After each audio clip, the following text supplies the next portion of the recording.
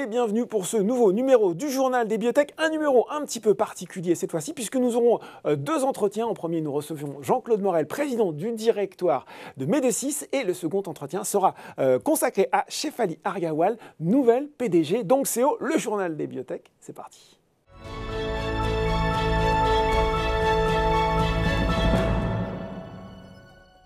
Et je reçois aujourd'hui sur le plateau Jean-Claude Morel, fondateur, président du directoire de Médécis Pharma. Bonjour Jean-Claude. Bonjour. Alors, vous étiez venu au moment de l'introduction en bourse de Médécis, c'était en février 2021. Et oui, déjà, biotech fondée en 2003, je le rappelle, basée non loin de Montpellier et qui travaille sur la façon la plus efficace de délivrer un traitement grâce à votre technologie brevetée. Elle s'appelle Aonis, à base de nanomicelles aux huiles qui vont permettre d'encapsuler le principe actif. Voilà pour le rappel de ce que fait Médécis.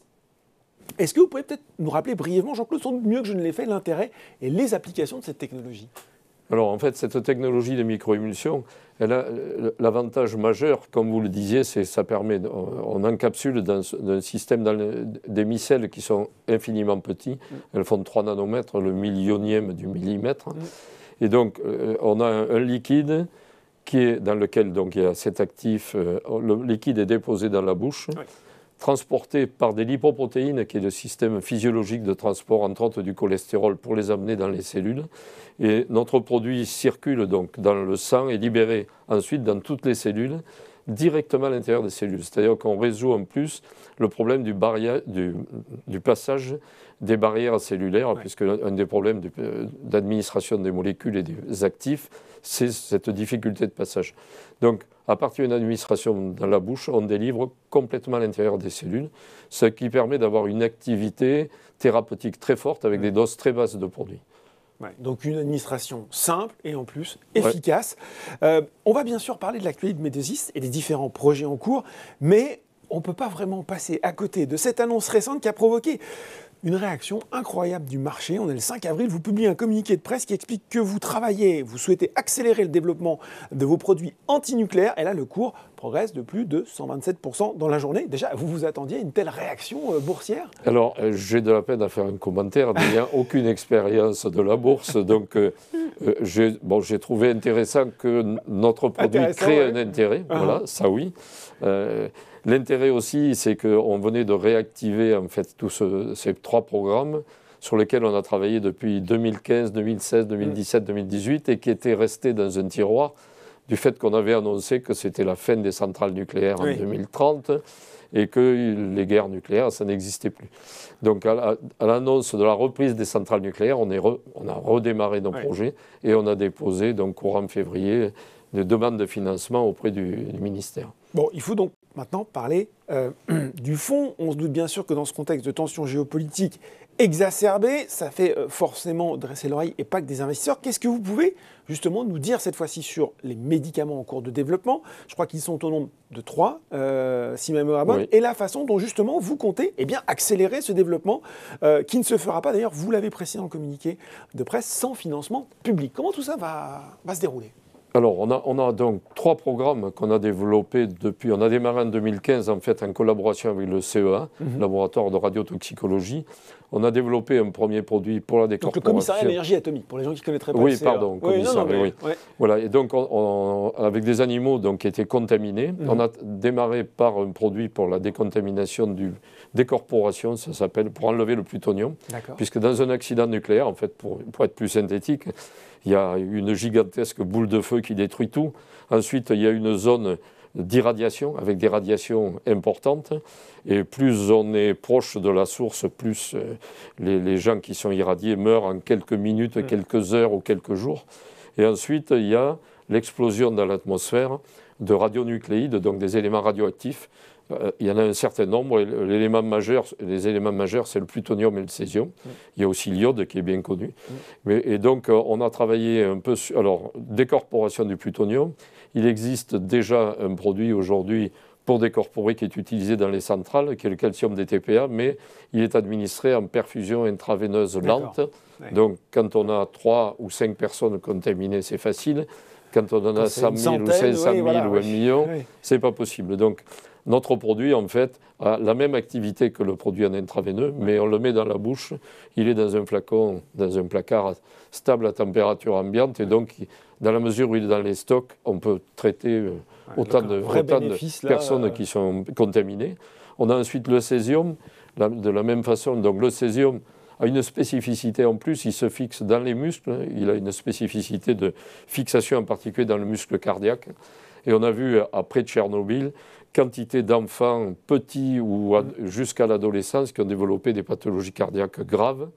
Et les femmes qui étaient enceintes ont eu des enfants avec des anomalies cardiaques.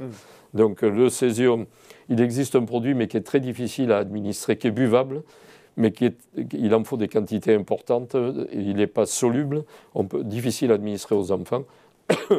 Le nôtre, donc on a le même principe actif, là aussi.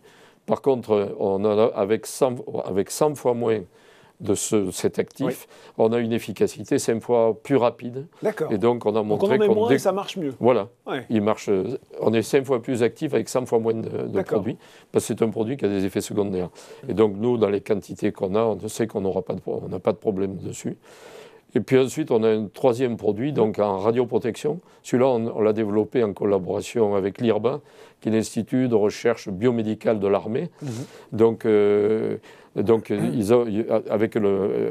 a travaillé avec un médecin colonel là-dessus qui avait une expérience personnelle. Il avait démarré dans des sous-marins nucléaires sa carrière comme médecin.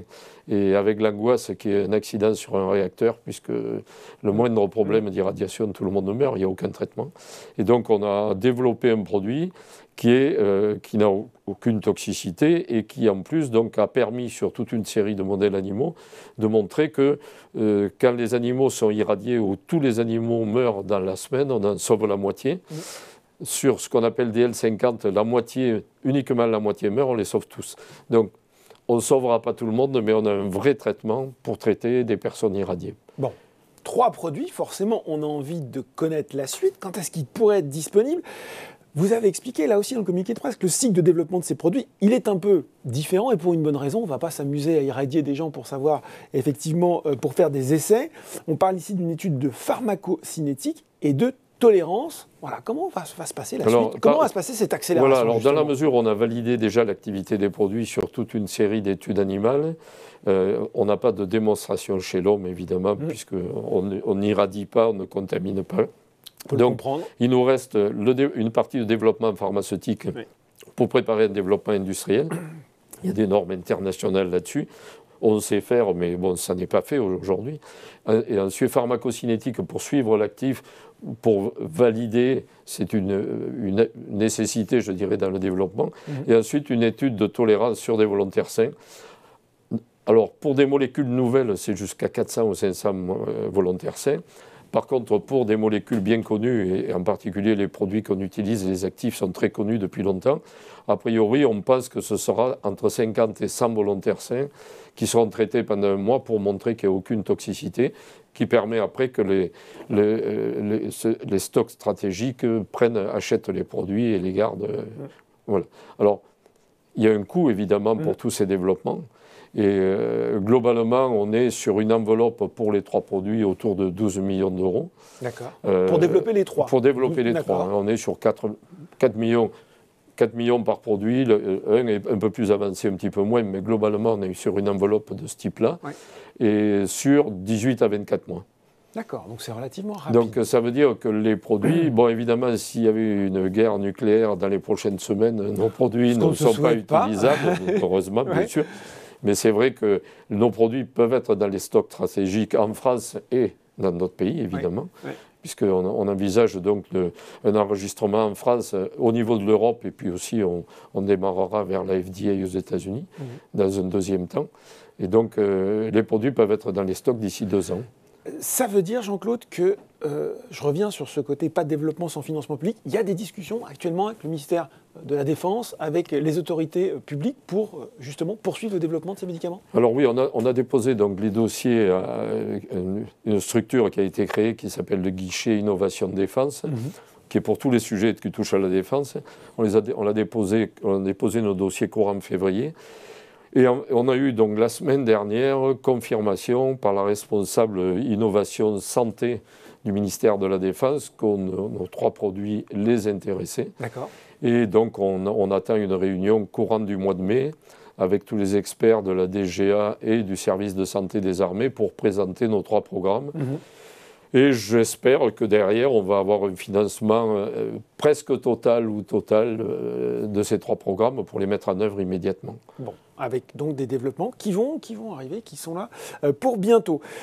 On avait forcément envie de faire un point sur ce sujet, mais Médicis Pharma, ce n'est pas que ça. On va pas l'oublier, il y a nanomanganèse pour le traitement des formes graves du Covid-19, nanolithium pour le traitement des psychoses associées à la maladie d'Alzheimer, potentiellement d'ailleurs aussi un développement dans Huntington, un pipeline riche. En bref, comment tout ça va se séquencer en 2022 ?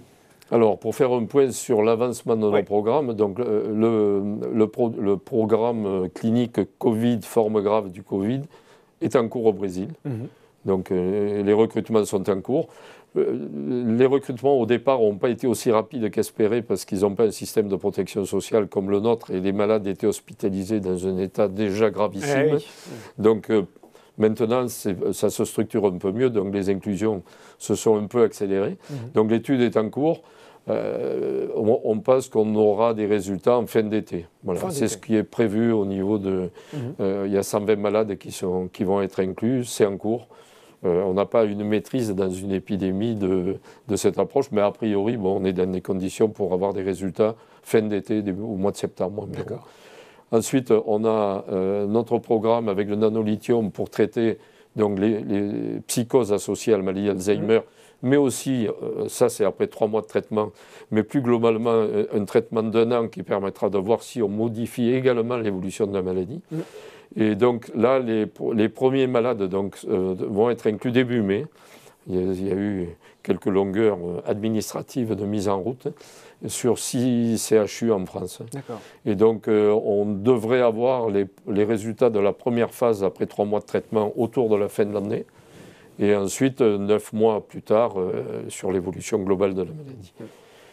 Ensuite, on a d'autres programmes. Donc, on a le programme pour la maladie de Huntington, puisqu'on a une plateforme en fait, qui permet de délivrer.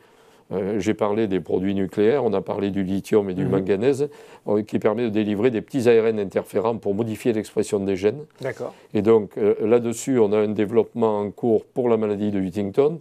On pensait pouvoir démarrer plus rapidement l'étude clinique, mais on s'est rapproché de l'agence européenne pour planifier un plan de développement complet qui permet d'approcher la distribution des produits. Plus complexe à mettre en œuvre, donc c'est en cours, mais la clinique démarrera que l'année prochaine. Bon, en tout cas, voilà. Et puis on a pas mal de collaborations en préclinique aussi dans le domaine du cancer, avec des petits ARN interférents aussi. Bon, peut-être aussi des news à venir sur le sujet. Vous avez publié récemment vos résultats 2021, on ne va pas les redescendre complètement. Quel point majeur il faut retenir pour les investisseurs, notamment bien sûr la trésorerie, qui est toujours un élément important pour une biotech? Alors, effectivement, c'est une des problématiques du développement de tous nos produits, puisque avant qu'ils fassent du chiffre d'affaires, nos produits nucléaires, on pourrait en faire plus vite que les autres produits d'ailleurs. Mais donc, on a une trésorerie qui nous amène au début de l'automne. Et donc, on a prévu de mettre en place des financements complémentaires. Il y a des contacts en cours. Donc, aujourd'hui, je ne décrirai pas un peu. On a aussi des collaborations en cours qui peuvent générer aussi des apports financiers. Donc, on va se refinancer d'ici l'automne. Voilà. Bon, ok. Pour finir, forcément, un mot sur le cours de bourse. Ça fait un peu plus d'1 an que Médésis est coté. Quel bilan vous faites de cette première année en bourse ? Alors, je dirais que d'abord, je n'avais aucune expérience de la bourse. C'est plus le cas maintenant. Ni à titre personnel, ni pour l'entreprise. Donc, j'ai découvert un peu ce qui se passait. C'est vrai que pendant une longue période, on n'a pas communiqué. Enfin, moi, comme on avait pas mal de choses en cours, mais pas importantes, ça ne me paraissait pas important de communiquer jusque-là. Donc, ça fait que quelques semaines qu'on communique et on a pas mal de choses qui vont suivre aussi. Donc, oui, c'est un apprentissage différent. En même temps qu'il faut gérer l'entreprise et ses développements, il faut surveiller ce qui se passe à côté et la façon dont on communique dessus. Un peu nouveau pour moi, oui. Voilà. Et il faut parler aux investisseurs, c'est important et c'est fait aujourd'hui. Merci beaucoup Jean-Claude Morel, président du directoire de Médécis Pharma. Merci à vous. Tout de suite, on passe à l'autre entretien sur le Journal des Biotech.